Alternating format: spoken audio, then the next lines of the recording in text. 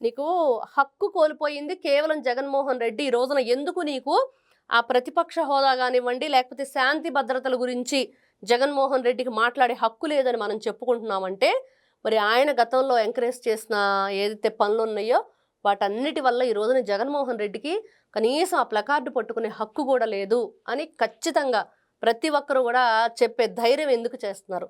ఒక వ్యక్తిని ఒక మాట నీకిది హక్కు లేదు అని చెప్పాలన్నా గూడా ధైర్యం ఉండాలి. ఎలాంటిది? ఆయనకు ఆ హక్కు లేదు, ఎలా లేదని వివరించే ధైర్యం, చెప్పే ధైర్యం ఉండాలి. ఈ రోజున ప్రజలందరూ నిన్ను 11కు పరిమితం చేసి పక్కన పడేశారు.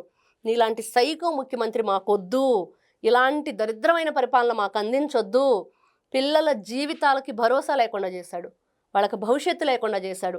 అగమ్య గోచరం చేశాడు, అంధకారం చేశాడు రాష్ట్రాన్ని. అట్లాంటి వ్యక్తిని మళ్ళీ మనం సీఎం కావాలని కోరుకుంటామా? కనీసం నెక్స్ట్ ఎమ్మెల్యేగా కాదు కదా, కనీసం అక్కడ ఆ మున్సిపల్ ఎలక్షన్లో, లేకపోతే ఆ వార్డు మెంబర్గానో, లేకపోతే పంచాయతీ ఎలక్షన్లో కూడా జగన్మోహన్ రెడ్డి అతి కష్టం నెగ్గటం అనేది.